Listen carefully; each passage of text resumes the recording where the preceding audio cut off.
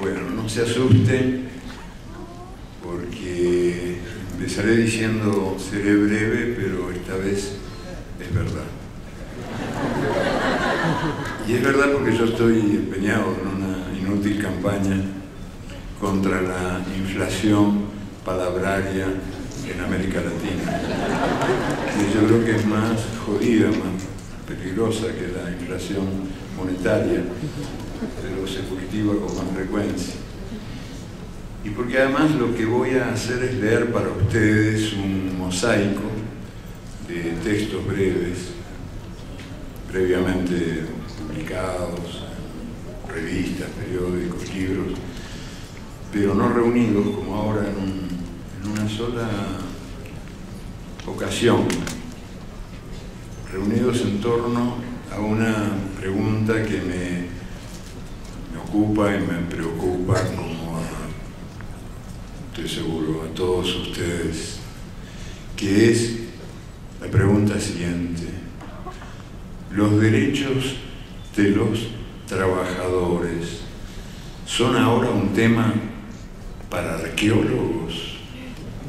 ¿Solo para arqueólogos? ¿Una memoria perdida de tiempos idos?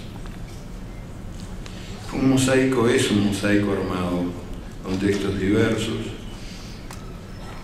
que se refieren todos, sin querer queriendo, yendo y viniendo entre el pasado y el presente, a esta pregunta, más que nunca actualizada: los derechos de los trabajadores, un tema para arqueólogos, más que nunca actualizada en estos tiempos de crisis en los que más que nunca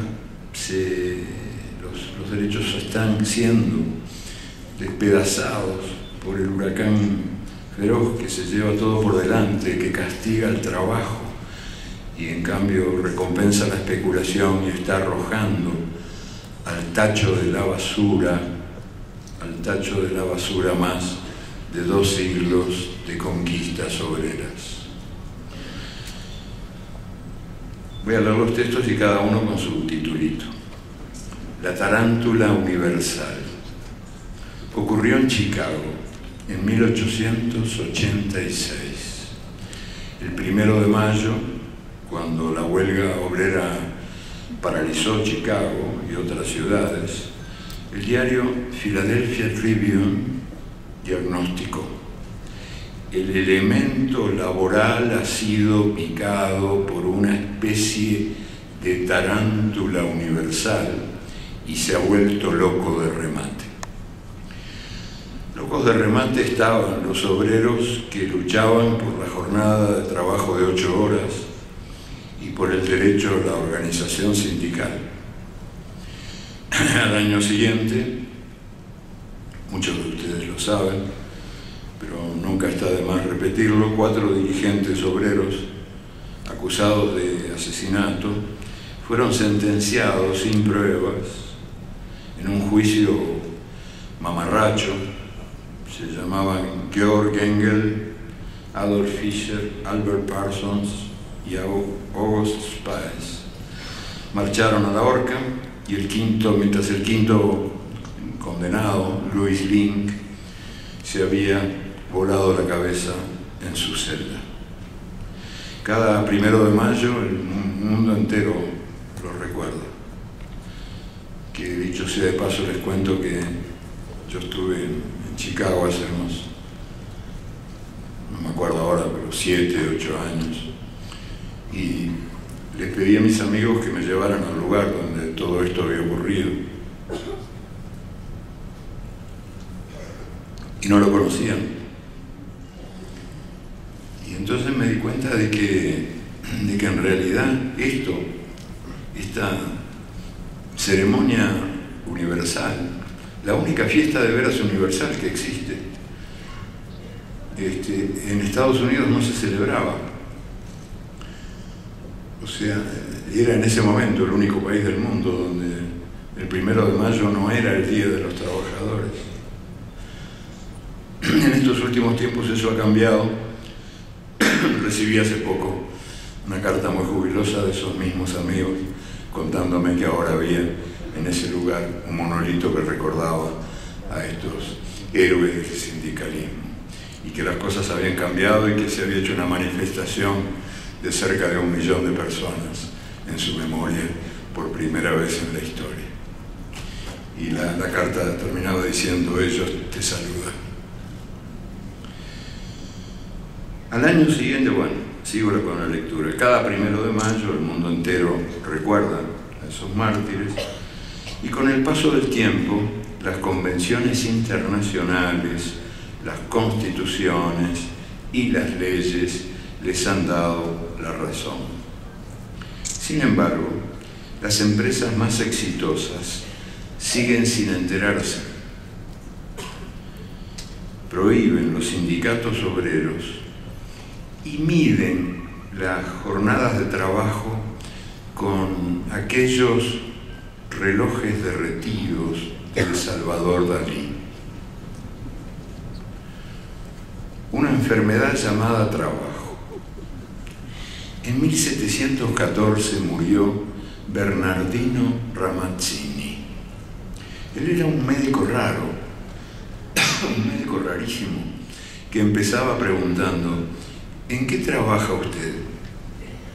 A nadie se le había ocurrido que eso podía tener alguna importancia.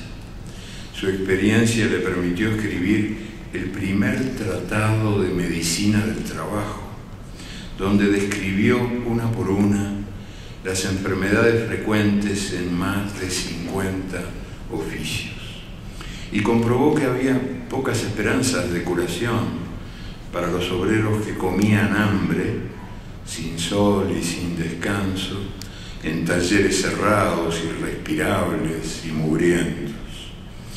Mientras Ramazzini moría en Padua, en Londres nacía Percival Pott. Siguiendo las huellas del maestro italiano, este médico inglés investigó la vida y la muerte de los obreros pobres, y entre otros hallazgos, Pott descubrió por qué era tan breve la vida de los niños desollinadores. Los niños se deslizaban desnudos por las chimeneas de casa en casa, y en su difícil tarea de limpieza respiraban mucho hollín. El hollín era su verdugo. Desechables. Más de 90 millones de clientes acuden cada semana a las tiendas Walmart. Sus más de 900.000 empleados tienen prohibida la afiliación a cualquier sindicato.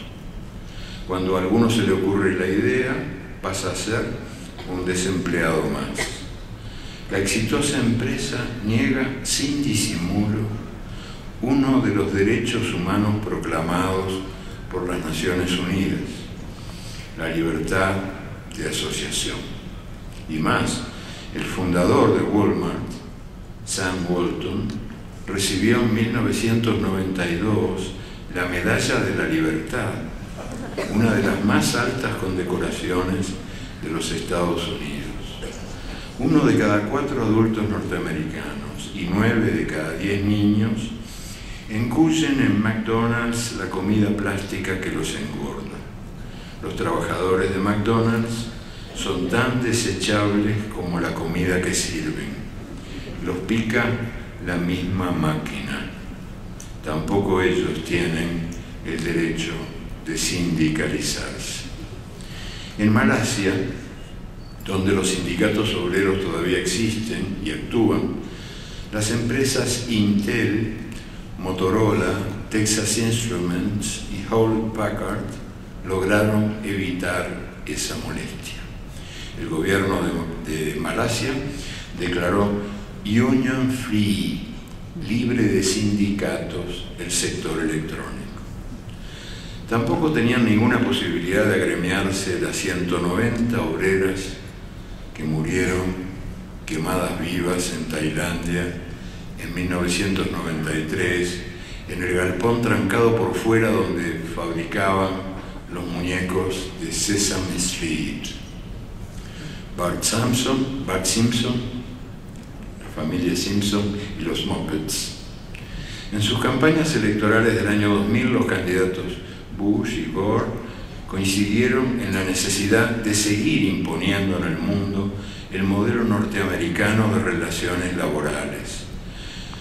Nuestro estilo de trabajo, como ambos lo llamaron, es el que está marcando el paso de la globalización que avanza con botas de 7 leguas y entra hasta en los más remotos rincones del planeta. La tecnología, que ha abolido las distancias, permite ahora que un obrero de Nike o Nike en Indonesia tenga que trabajar 100.000 años para ganar lo que gana en un año, 100.000 años para ganar lo que gana en un año un trabajador de su empresa en los Estados Unidos.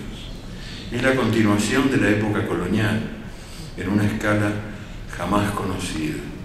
Los pobres del mundo siguen cumpliendo su función tradicional.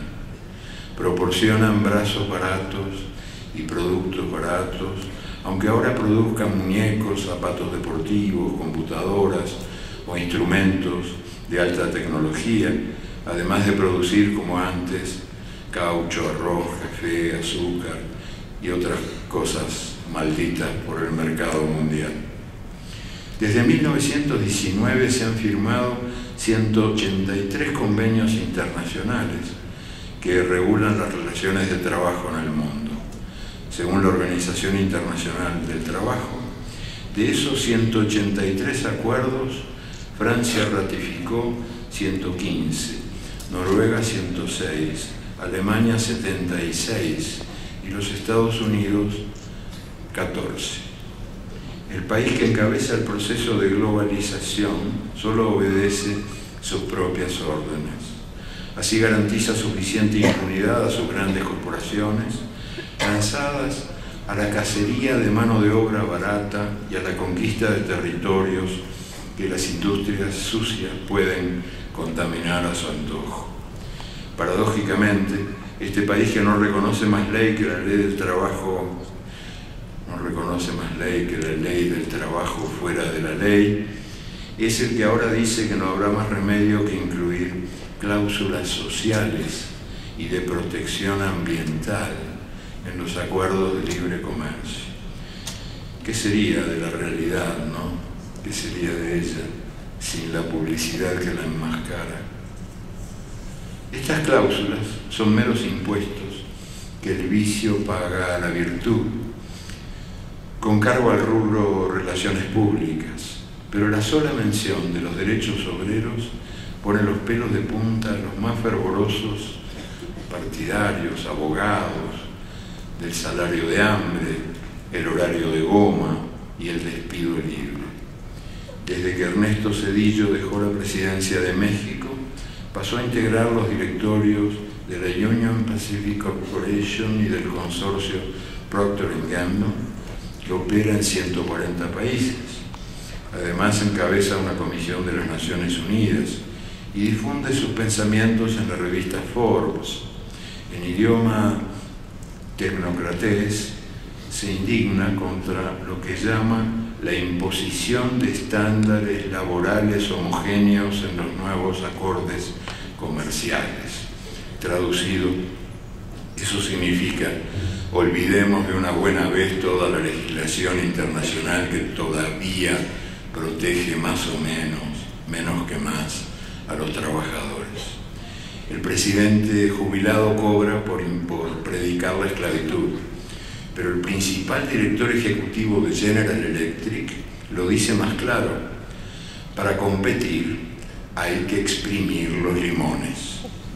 Y no es necesario aclarar que él no trabaja de limón en el reality show del mundo de nuestro tiempo.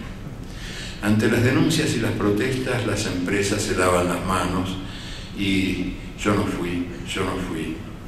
En la industria posmoderna el trabajo ya no está concentrado, así es en todas partes, y no solo en la actividad privada.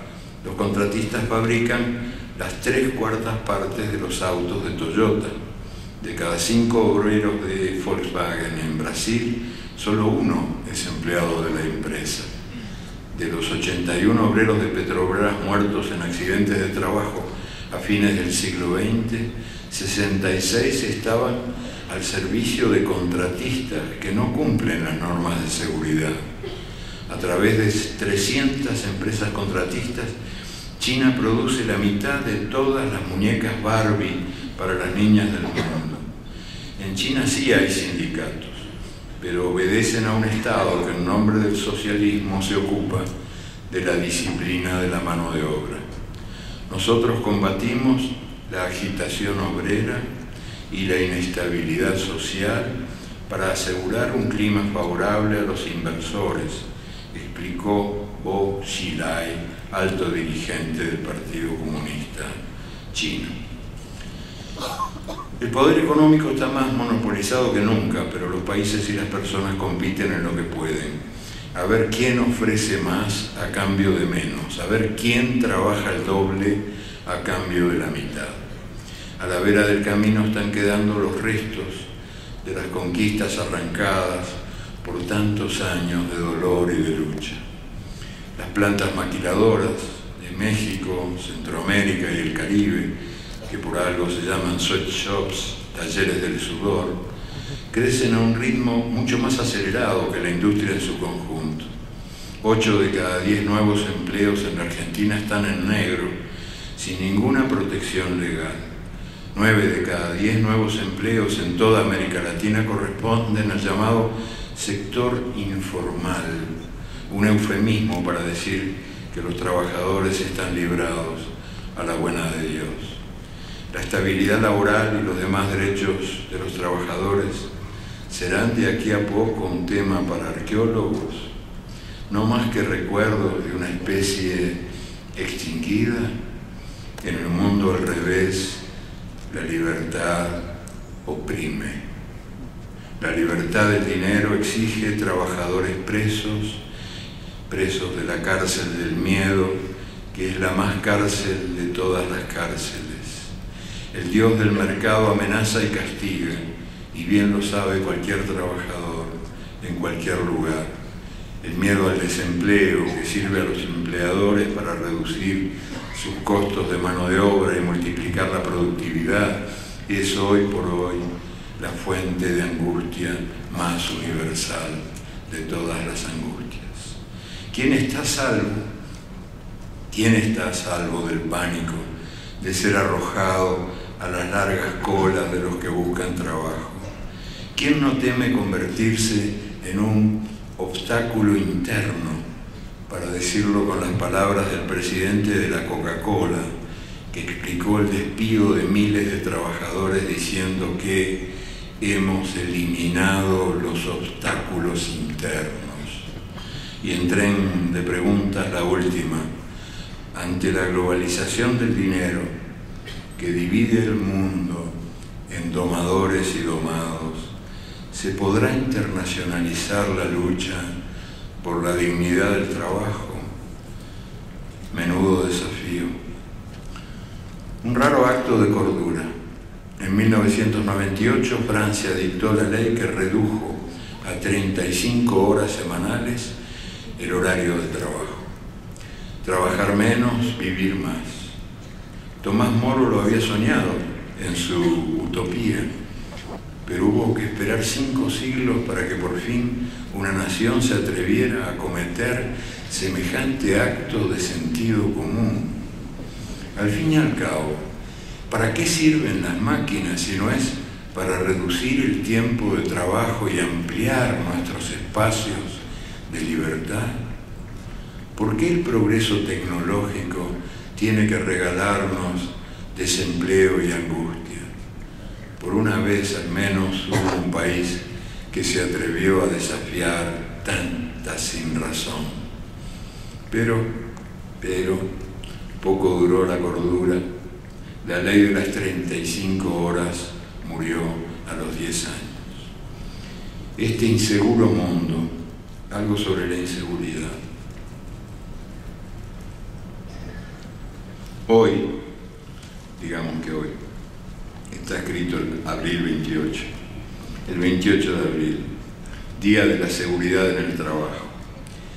Día de la Seguridad en el Trabajo. Vale la pena advertir que no hay en el mundo nada más inseguro que el trabajo.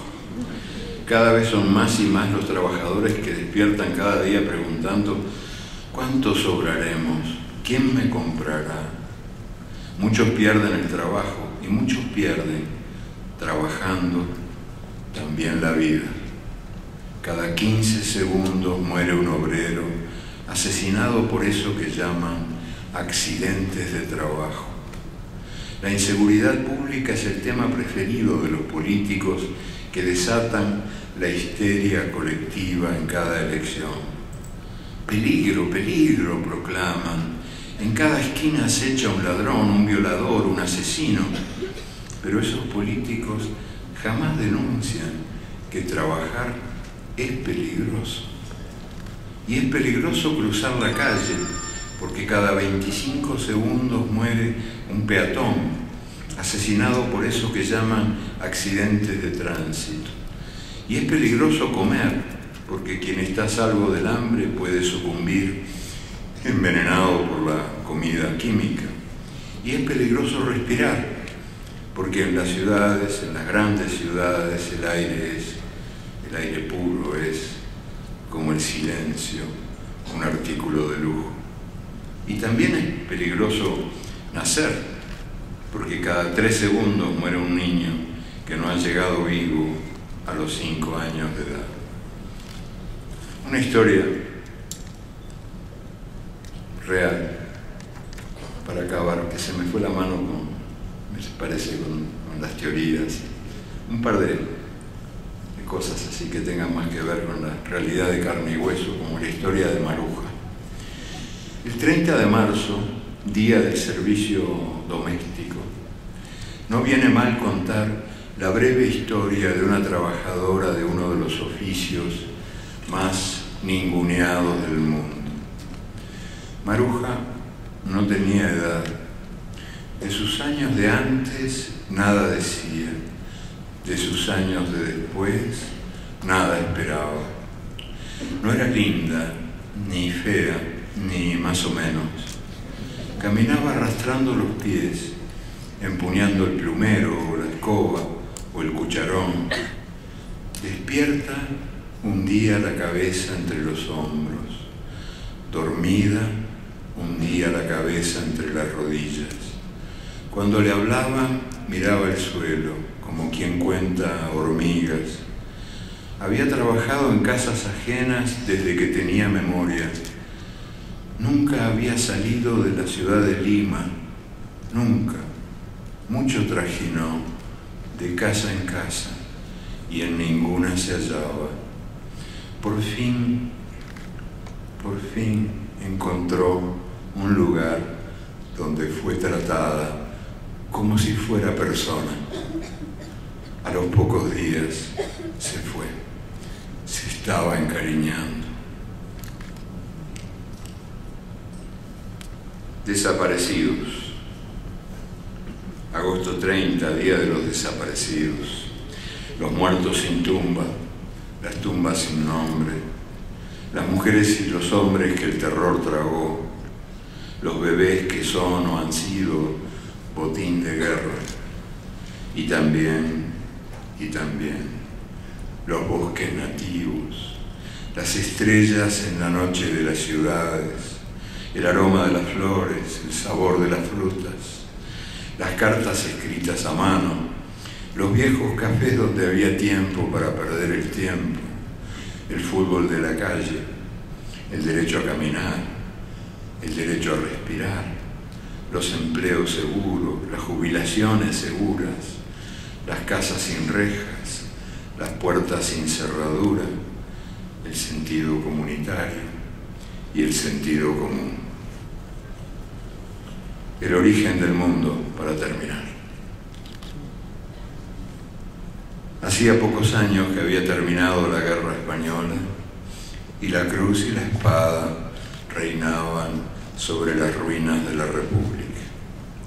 Uno de los vencidos, un obrero anarquista, recién salido de la cárcel, buscaba trabajo.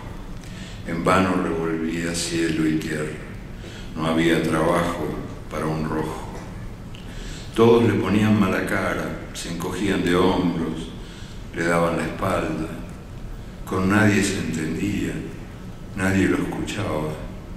El vino era el único amigo que le quedaba. Por las noches, ante los platos vacíos, soportaba sin decir nada los reproches de su esposa beata, mujer de misa diaria, mientras el hijo, un niño pequeño, le recitaba el catecismo. Mucho tiempo después, Josep Verdura, el hijo de aquel obrero maldito, me contó esta historia. Me lo contó en Barcelona, cuando yo llegué al exilio, me lo contó. Él era un niño desesperado que quería salvar a su padre de la condenación eterna, pero el muy ateo, el muy tosudo, no entendía razones. Pero papá, le preguntó Josep, llorando, pero papá, si Dios no existe, ¿quién hizo el mundo? Y el obrero, cabizbajo, casi en secreto, dijo, tonto, tonto, al mundo lo hicimos nosotros, los albañiles.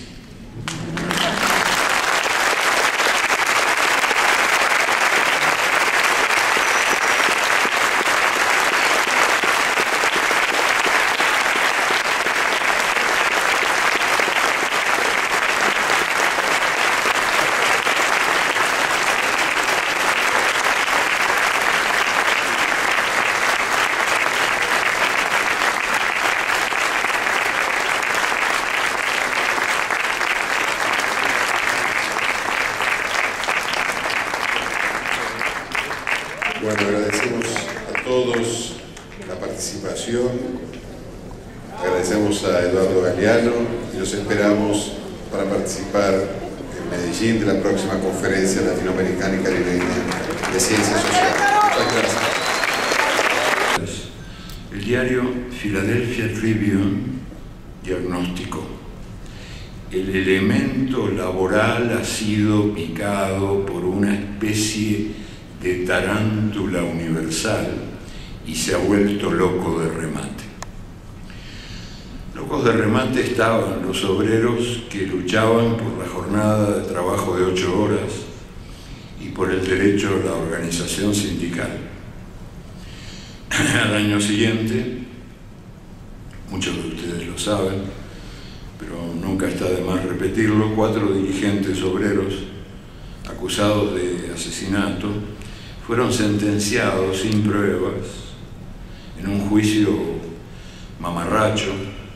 Se llamaban Georg Engel, Adolf Fischer, Albert Parsons y August Spar. Una pregunta que me ocupa y me preocupa, como estoy seguro a todos ustedes, que es la pregunta siguiente: ¿los derechos de los trabajadores son ahora un tema para arqueólogos? ¿Solo para arqueólogos? ¿Una memoria perdida de tiempos idos? Un mosaico es un mosaico armado con textos diversos que se refieren todos, sin querer queriendo, yendo y viniendo entre el pasado y el presente, a esta pregunta, más que nunca actualizada: los derechos de los trabajadores. Bueno, no se asusten, porque empezaré diciendo seré breve, pero esta vez es verdad. Y es verdad porque yo estoy empeñado en una inútil campaña contra la inflación palabraria en América Latina, que yo creo que es más jodida, más peligrosa que la inflación monetaria, pero se cultiva con más frecuencia. Y porque además lo que voy a hacer es leer para ustedes un mosaico de textos breves previamente publicados, en revistas, periódicos, libros, pero no reunidos como ahora en una sola ocasión, reunidos en torno a un tema para arqueólogos más que nunca actualizada en estos tiempos de crisis en los que más que nunca los derechos están siendo despedazados por el huracán feroz que se lleva todo por delante, que castiga el trabajo y en cambio recompensa la especulación y está arrojando al tacho de la basura más de 2 siglos de conquistas obreras. Voy a leer los textos y cada uno con su titulito. La tarántula universal. Ocurrió en Chicago en 1886. El 1 de mayo, cuando la huelga obrera paralizó Chicago y otras ciudades, marcharon a la horca y mientras el quinto condenado, Louis Link, se había volado la cabeza en su celda. Cada 1 de mayo el mundo entero lo recuerda.